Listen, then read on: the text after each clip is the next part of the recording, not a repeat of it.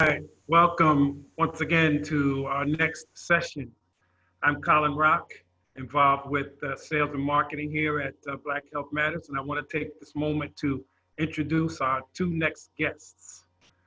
With regard to prostate health, we look to have a conversation about prostate health this morning. More than 50% of men in their 50s have an enlarged prostate, and more than 3 million men have erectile dysfunction. Let's talk about how the prostate ages and questions every man should ask their doctor. We have with us this morning Dr. George Johnson, as Rosalind indicated earlier, certified urologist with 30 years experience and the only African American urologist practicing in the state of New Jersey. In addition, we have Mr. Jamal Grooms, a lifetime member of Kappa Alpha Psi Fraternity Incorporated, and the 33rd president of the Atlanta Alumni Chapter. Gentlemen, thank you so very much for participating and sharing your knowledge with our audience. Good morning. My name is Jamal Grooms, and I am a proud member of the Atlanta Alumni Chapter of Kappa Alpha Psi Fraternity Incorporated. Our talk today will cover prostate health and African American men. This conversation is not just for African American men. This is for caregivers. It is for support groups. It is also for just essentially the entire community. Did you know African American men are at an increased risk for developing prostate cancer over white men and other men of color? 1 in 6 African American men will develop prostate cancer in his lifetime. Overall, African American men are 1.7 times more likely to be diagnosed. Joining me today is Dr. George Johnson, a urologist with New Jersey Urology. Dr. Johnson has more than 30 years experience in the field of urology. He is certified by the American Board of Urology and is an active member of the American Urology Associates. Welcome, Dr. Johnson. Hello, good morning. How are you? Good morning to the audience and all of those that are involved. I'm pleased to have an opportunity to talk about such an important subject, something that I have actually been involved in since I started the practice of medicine. I am part of a large group of urologists located in New Jersey, Pennsylvania, and approximately 150 urologists, over 55 sites, and we serve various specialties and subspecialties of urology. I'd like to thank Black Health Matters for affording me an opportunity to discuss this important matter, and of course, Ms. Rosalind Daniels, the president and founder, and her team that have been instrumental in obviously assembling this great affair. So I'd like to allow Mr. Grooms to start by, I guess, posing some questions, or I can go ahead and start to discuss these important topics that we've been asked to address. So there's some grim statistics about African American men and prostate cancer. Our viewers would like to know what they can do to overcome some of the challenges. How can African American men be more proactive about their health?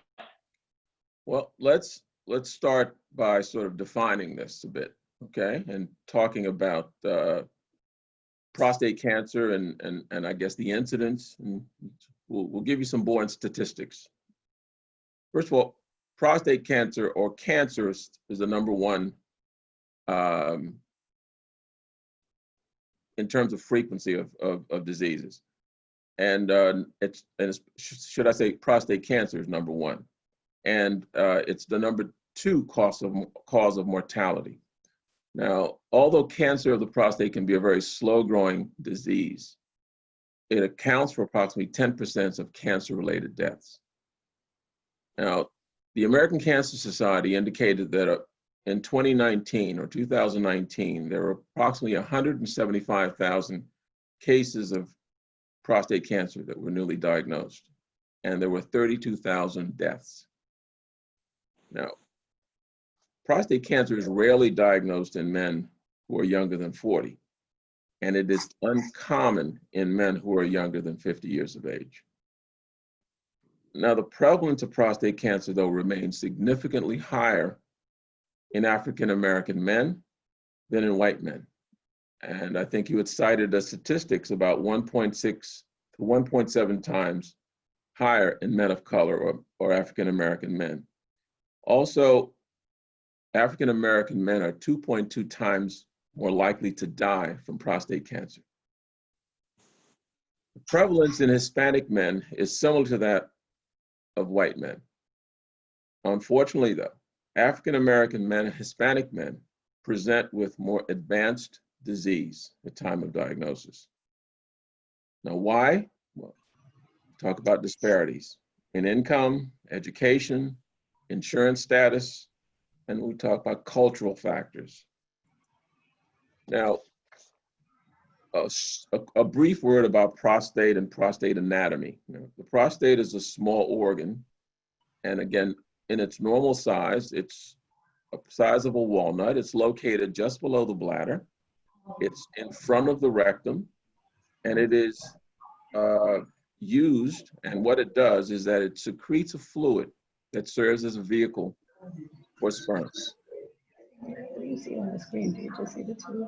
No, we're left up.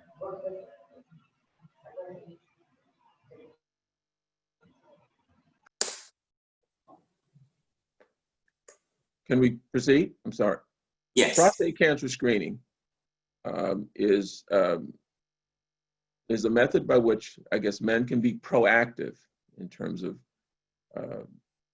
evaluating their health and the status of disease. Now, prostate cancer screening involves a digital rectal examination and a blood test called a PSA, which stands for prostate specific antigen.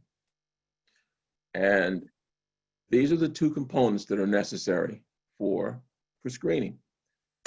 Now, screening has been controversial, and there are advocates of screening that believe that screening is crucial to find prostate cancer when it's confined to the prostate or organ confined, and it thus can reduce the likelihood of death related to the disease.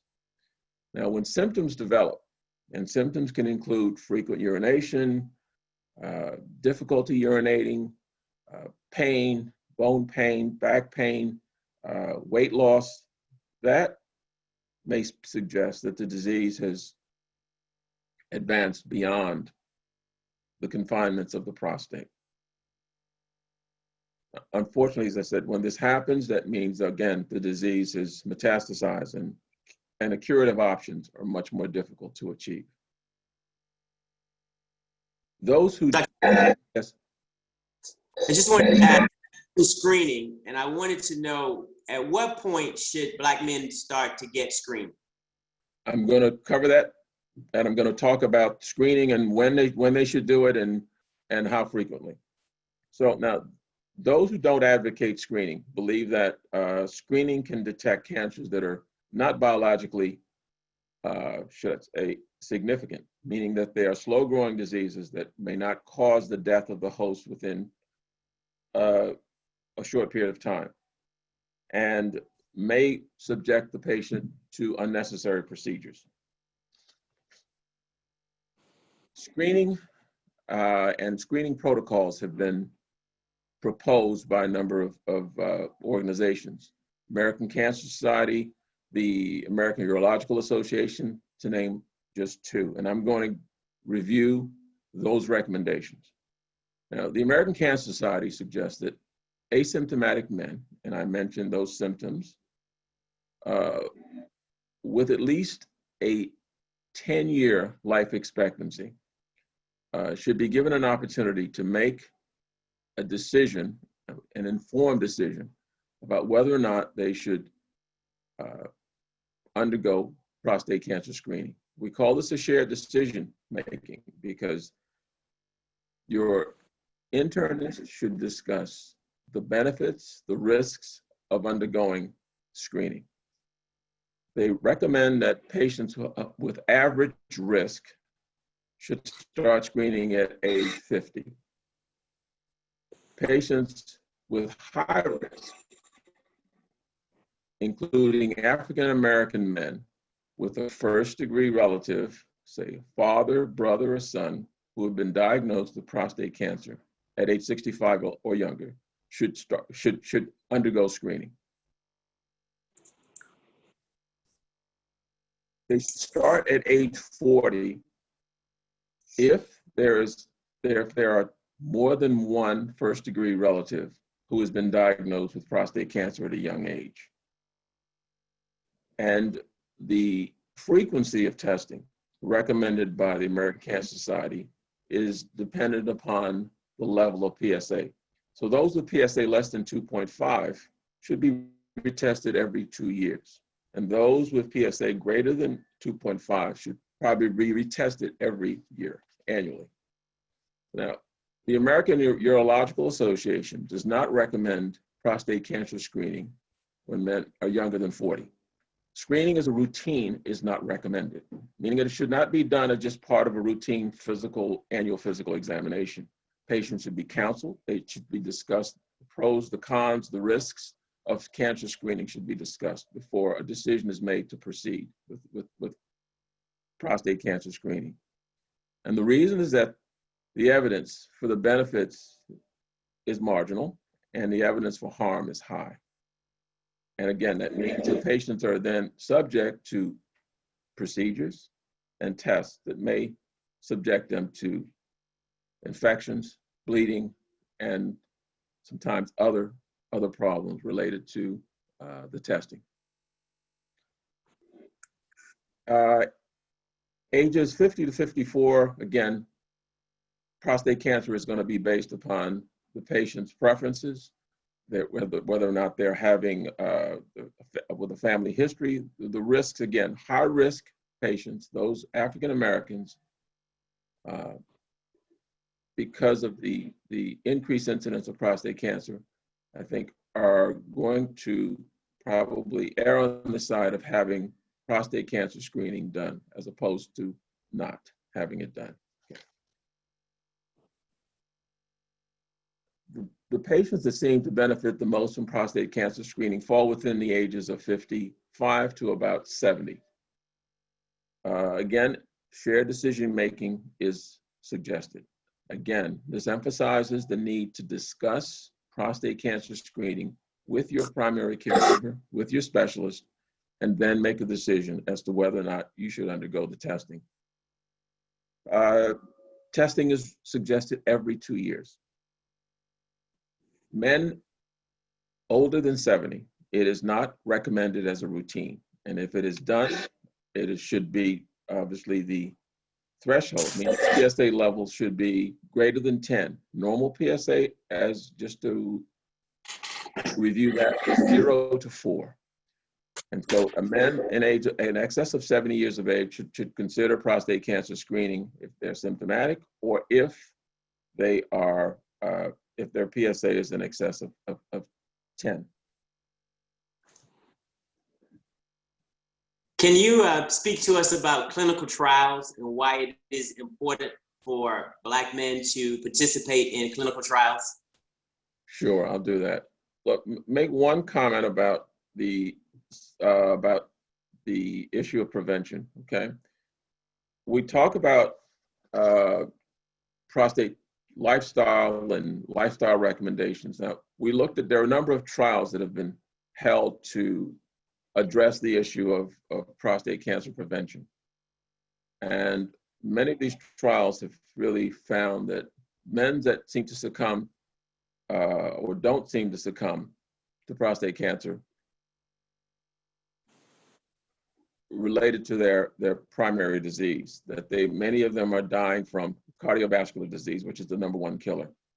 And the belief is that obviously when you are looking at lifestyle recommendations, they're intended to serve and manage cardiovascular health as well as prostate cancer, as well as prostate health simultaneously. So the takeaway is when we embrace a healthy lifestyle, we are looking to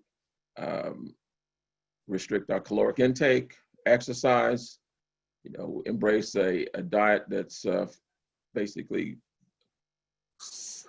contains a lot of vegetables, fruits, fibers, fish, etc. You mentioned the issue of clinical trials. Now, clinical trials are part of clinical research and the heart of all medical advances. Now, the clinical trials look at new ways to prevent and detect or treat diseases. And clinical trials study drugs and the combinations, new drugs, new combinations, new surgical procedures, new medical devices. They look at new ways to use existing treatments and new ways to basically change behavior to improve health. Now, the goal, of course, is the improvement in overall health and then approaches to the treatment of disease. It's important that we get a broad cross-section of society and races in order to understand how some of these modalities may differ, how different races may respond to treatments. Unfortunately, African Americans are not well represented in many of these trials. Whether or not they're not being asked, and that probably is the reason that we don't see good representation. And I encourage our audience to speak to their healthcare providers, to ask about clinical trials, whether or not they're being diagnosed with, if it's a new cancer, whether or not it is hypertension, diabetes. There are a number of resources. I think one resource is Black Health Matters. There is the National Institute of Health. These are excellent resources to really review and find out what clinical trials are available, ask about them, research them, find out if you are comfortable, if they're safe, and absolutely please be involved. I'm going to pivot, Doc. Just want to ask one last question, and that is, with the emergence of the pandemic, have you seen your practice change with COVID-19, with the advent of COVID-19? Yes, it has. The practice changed dramatically when office visits were dramatically curtailed. I mean, we went from probably, if it was 90 patients, on average 90 patients a week, it was cut probably to 1/4 of that or less. And obviously, telemedicine became an important tool. Patients were evaluated via the video teleconference platform. And we're slowly coming back from that, and I'm seeing more and more patients in the office physically contacting patients now. But it altered the practice in hospitals. Elective surgical procedures were basically curtailed. They were stopped. Only emergent cases were being done. So things are slowly coming back towards what was normal, but I think it's not going to ever be what it was. Thank you so much. We're up against the hour, and we want to say a big thank you to Dr. Johnson for taking the time to spend with us and educate us. We want to thank the audience for tuning in. We want to thank Black Lives Matter. And then we may have one question in the chat. Sure. I see 11. Oh, go ahead. Why don't you pose the question and I will. All right. You spoke to that. How would testosterone treatment for another health issue impact someone who has recovered from prostate cancer? We are concerned it will cause the cancer to return. Patient is 87. Patient is 87. Yes. Two issues. I read off, I would question the need to use testosterone in an 87-year-old male, right? Testosterone has been used in the treatment of erectile dysfunction, and obviously in patients who are having a chronic fatigue syndrome related to low testosterone levels. Testosterone levels will decrease through our lives, and it's not surprising that an 87-year-old would have a very low level of testosterone. And I really question the need for the use of testosterone in that patient. Absolutely. Patients who have prostate cancer, it's controversial. If you testosterone blockades is used to treat prostate cancer. Testosterone basically stimulates the growth of prostate cancer. So patients who have prostate cancer, it's an absolute contraindication to use that substance. Thank you so much, sir. We are up against the hour, and we do have a few other questions, but we'll do our best to get those answers to the people that pose those questions. We want to thank the audience again, thank Dr. Johnson again, and thank Black Health Matters for allowing us this platform to share information. Thank you so much. Thank you, sir. Good day.